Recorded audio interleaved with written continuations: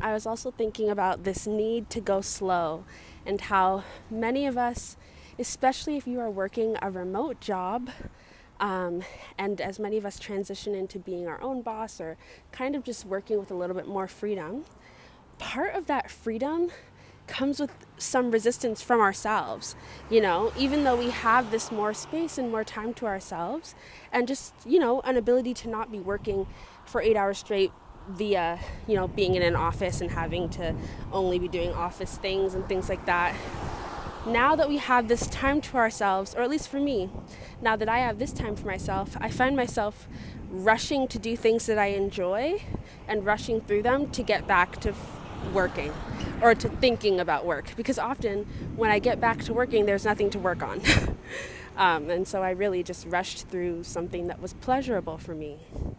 Or I just didn't do the thing because I was so scared that I was going to miss out on work. And I think that this is one of the ancestral traumas that a lot of us are breaking in this lifetime for our families.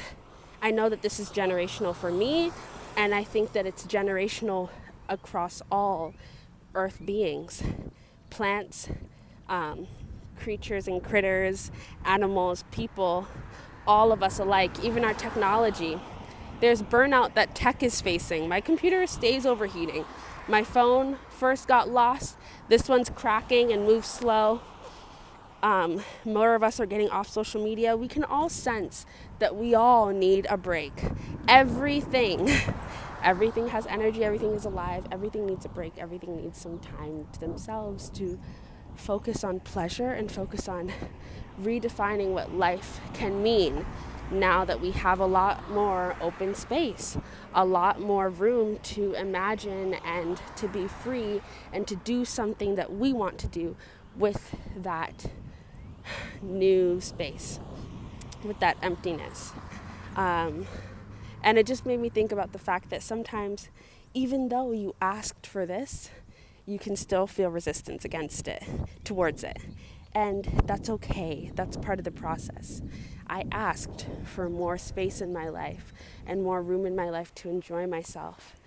And I'm having it. I feel like I'm literally on vacation, even though I'm still in the same city. I'm just in a new neighborhood, and it's changing my energy because I'm in a new space, and I'm, kind of just being leisurely walking around and things like that. But yeah, I'm not self-sabotaging right now because I checked in with myself and now I'm going slow.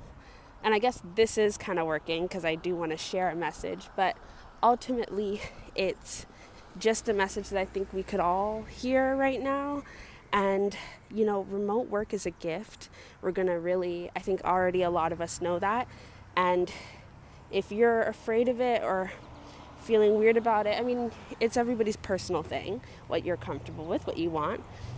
But if you have a remote job, try to see it really as a gift.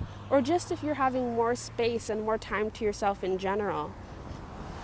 I think that Spirit is asking you to do something that you want with that space, which requires you to think about what you want. How many of us are actually ever thinking about what we want? It's always keeping other people in mind. Our jobs, our bosses, our family, our friends, our partners, your kids, strangers, society in general. There's all these other things that we reference to be like, what do you want, before we ask ourselves what we want to do with our own space and our own energy. And I think Spirit is just being like, no need to do that anymore. I went to this park, and I have a couple clips that I'll share, probably in separate posts, but they had like a therapy, guided walk, and it was really nice. And I started from the back and then went all the way back to number one.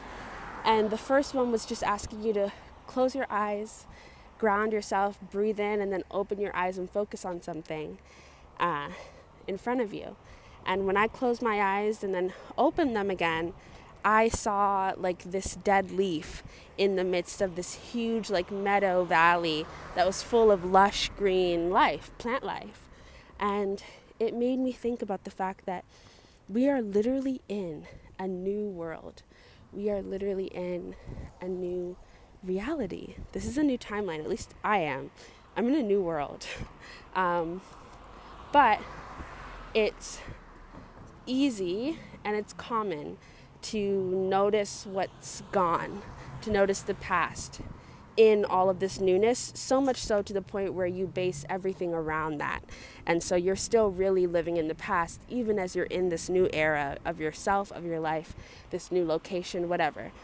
It's easy to be nostalgic, especially with our, generation of human beings. My sister was saying, our generation specifically, we really feed on nostalgia. And I think a lot of us do, with the introduction of technology and the ability to remember all these things because we're seeing it constantly.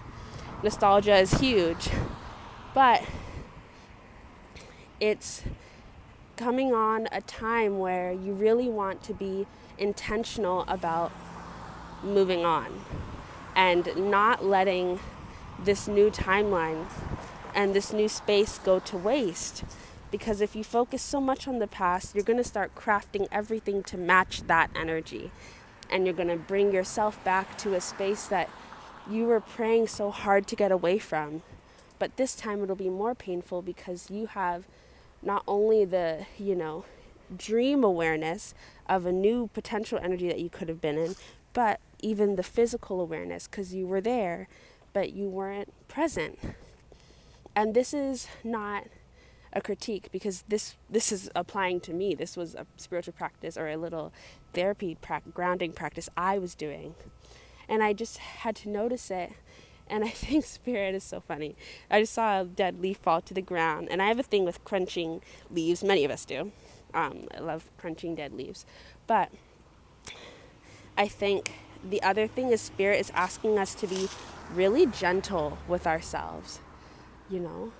It is going to be a journey moving beyond our past and really stepping fully into this new present, this new reality. Let the past fall away naturally. Don't pick at it and try and tear it down. Like the dead leaf on that tree, it was dead and it's gonna fall off eventually, but it hadn't gone yet and it was still pretty attached. And part of me wanted to just go up and pull it off. But you can't do it like that. You have to just let things be because that dead leaf might actually just be a memory now. It might just be a memory that's sticking because it's something that was loved and something that is meaningful to you. And it's not something to get rid of, and it's not something that holds you back. It only holds you back if it's all you see and it feels like reality rather than just a memory. This is where illusion and reality become important, and you gotta decide which one is true, which one is real for you, and which one is something you can visit in your mind, but not permanent, not a permanent space. But I think Spirit's also asking us to be gentle with ourselves. Allow ourselves to pull away naturally. Allow ourselves to flow into this new timeline and really catch our own pace naturally. You're going to be wobbly in the beginning. You're going to wander around. You're going to be looking back. You're going to want to ask questions and be confused and scared and cautious. You're in a new space. You don't know what you're doing. But don't rush that process. Let yourself be new. Let yourself be present and let yourself be new. And do all the things that you would do if you were in a new space and you were just trying to figure it out without all the adult pressure that makes you feel like you have to know everything already. Allow yourself to be like a kid in a new space. Exploring, kind of scared, kind of wanting mom, but going for it anyways because they've got to. And something just piqued their curiosity. Allow your curiosity to lead you, if anything, because that'll take you where you need to be. And that'll take you to the most exciting things for you. What's interesting to you? What do you love? What do you want to explore? Yeah, those are just things that I was thinking about. Just go slow, focus on your pleasure, and you're not a bad person for taking time out for yourself. I know that I struggle and I feel guilty often for, going slow or not working all the time. And I'm like, what am I doing? Blah, blah, blah. Especially if you're in a job that feels like it's morally a lot, and it's like a job that requires ethics, then you feel even more guilty. But it's like, girl, you know your heart. Why do you assume you're a bad person? Why do you not think you're a good person? Because that's what you're saying when you judge yourself and critique yourself so heavily for things that are just you being happy and joyful. So anyways, yeah, I'm done now. I'm gonna go, and I might listen to music, but also might just let myself walk with the natural noise buzzing around me. I'm not sure yet, but yeah. One thing I've also been doing a lot recently is just trying to walk without music, or trying to put my stuff down and just let myself eat in silence, or just with my own thoughts, or walk in silence with my own thoughts. And I'm going to try and do that again now. So I just wanted to give this message really quick, but yeah, bye.